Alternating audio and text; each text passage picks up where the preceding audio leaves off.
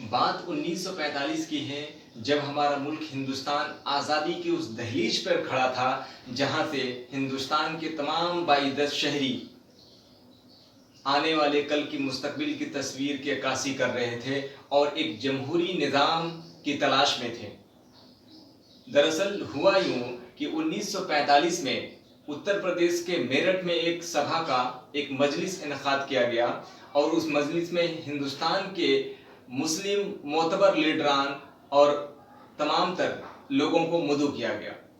اس میں ہندوستان کے معتبر مشہور و معروف شخصیات شامل ہوئی اور ان سب میں بہار سے بھی کئی ہستیوں کو مدعو کیا گیا تھا، آمنترت کیا گیا تھا، اور اس میں محمد علی جناح کی اگوائی میں یہ بات رکھی گئی کہ آنے والے کل میں ہم ایک ایسی قوم اور ایک ایسی ریاست، ایک ایسے ملک کی انعقاد بنیاد رکھنے والے ہیں جس کا نام پاکستان ہوگا۔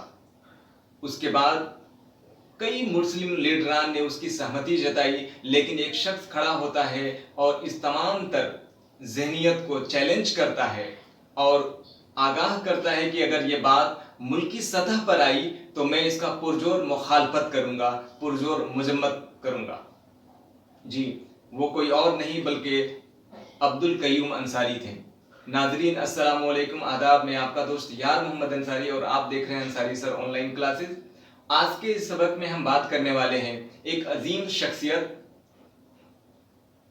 پسماندہ اور دلت کے علمبردار کہے جانے والے، مومن کانفرنس کی صدارت حاصل کیے ہوئے مجاہد آزادی، بابائے قوم عبدالقیوم انصاری صاحب کی زندگی کے تمام احوال اس ویڈیو میں آپ دیکھیں گے اور ان کی زندگی میں جتنے بھی جدوجہد کیے انہوں نے، ان تمام چیزوں کو ہم اس میں شمولیت دینے کی کوشش کرنے والے ہیں۔ دراصل عبدالقیوم انصاری صاحب کی پیدائش 1 جولائی 1905 کو بہار کے شاہ آباد ضلع کے ڈہری اون سون میں ہوئی۔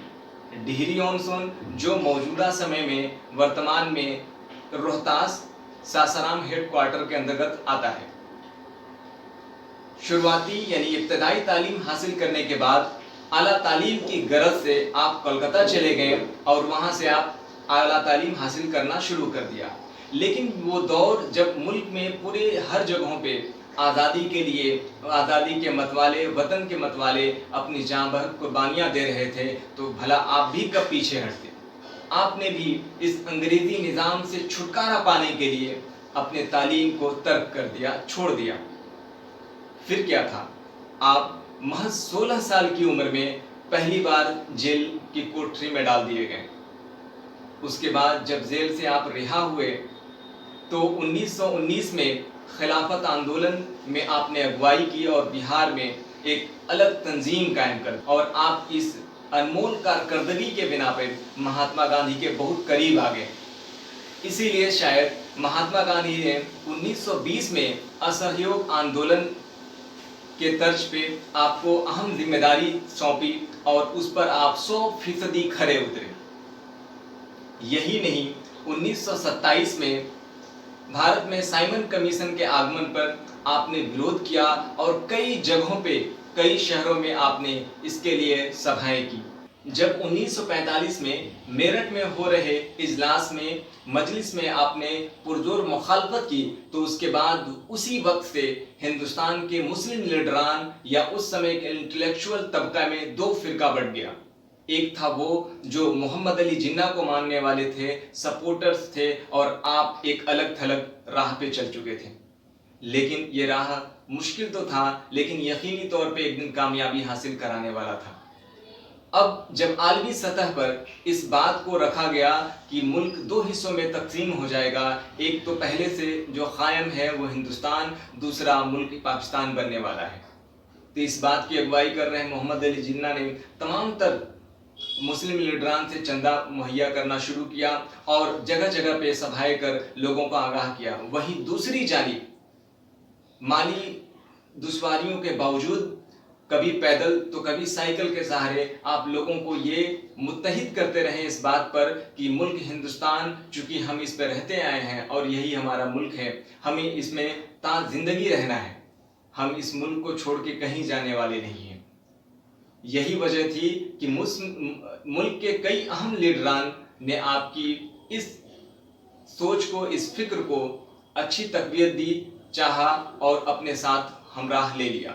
1937-38 में आपने मोमिन कॉन्फ्रेंस की बुनियाद डाली। ये वो वक्त था जब हिंदुस्तान की तारीख में कई उतार चढ़ाव आ रहे थे।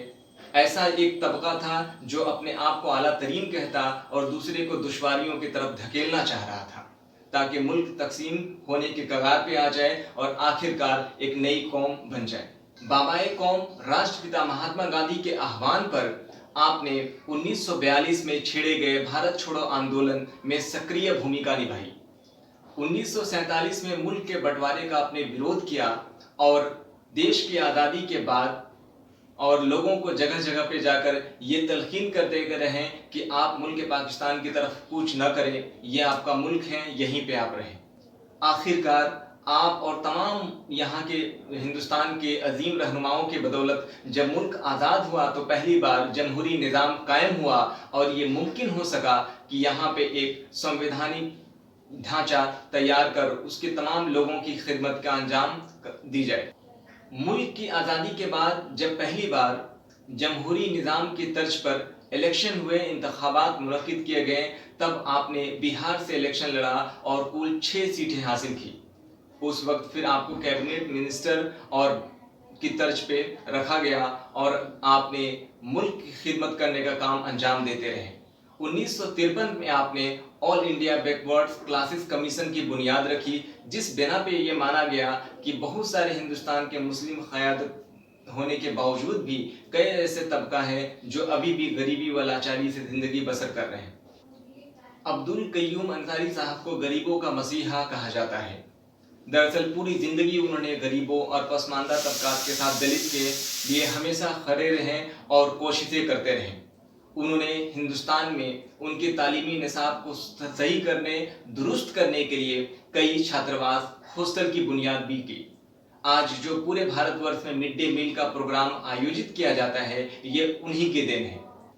वे अपनी पूरी ज़िंदगी जद्दोजहद करते रहें और उस तबके के खिलाफ लड़ते रहे जो मुल्क की तकसीम करने के बाद भी यहाँ हावी रहा, और वैसे तबकात जो पसमानदा और गरीब तबका रहा उनको आगे बढ़ाने, उस सामाजिक न्याय दिलाने के लिए हमेशा कोशा रहे।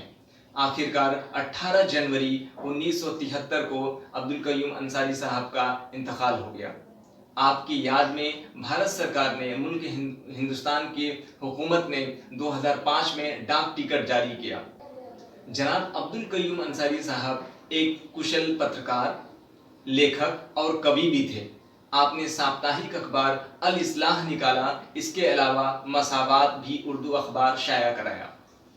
इसके अलावा दीगर जगहों पे आप कई सभाएं आयोजित करते रहें और लोगों को जागरूक करने के लिए हमातन कोशिशें करते रहें। आज उन्हीं की याद में ये वीडियो आपके दरमियान लाए हैं।